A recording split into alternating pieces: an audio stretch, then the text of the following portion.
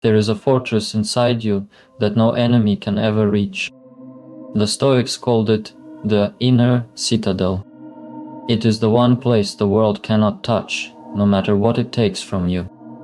You may lose your money, your comfort, your reputation, even the people you love. But there is a part of you that stays free, as long as you choose to keep it.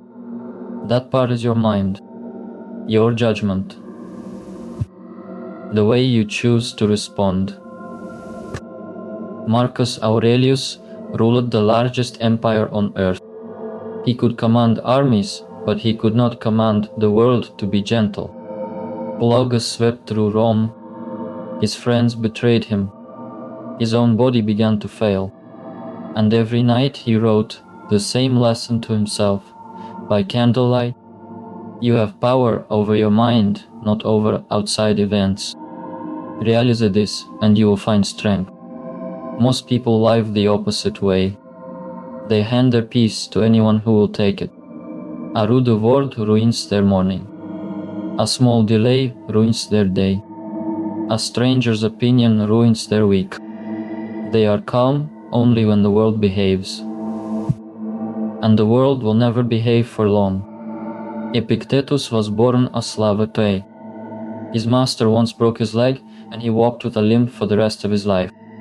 He owned almost nothing. And yet, emperors came to learn from him. He taught that men are not disturbed by things, but by their opinions about things. A man who had every reason to be bitter chose instead to be free. If he could find peace in chains, what is your excuse in comfort? The Stoic makes a quiet decision. He divides the whole of life into two piles. In the first pile, the things he controls: his effort, his honesty, his courage, his response. In the second pile, everything else: the weather, the past, other people, the outcome. He pours all of his energy into the first pile and lets go of the second. This is not weakness. It is the opposite. It takes enormous strength to stop fighting what you cannot change. The man who needs the world to be fair will always be at war. The man who governs himself is already free. Think of how much of your suffering comes from things already gone or not yet here. You replay a conversation from years ago. You rehearse a disaster that may never come. You are rarely defeated by this moment. You are defeated by your thoughts about other moments. But you can only ever act now. This breath. This task. This single choice. Bring your mind back to the present, and half of your burden falls away.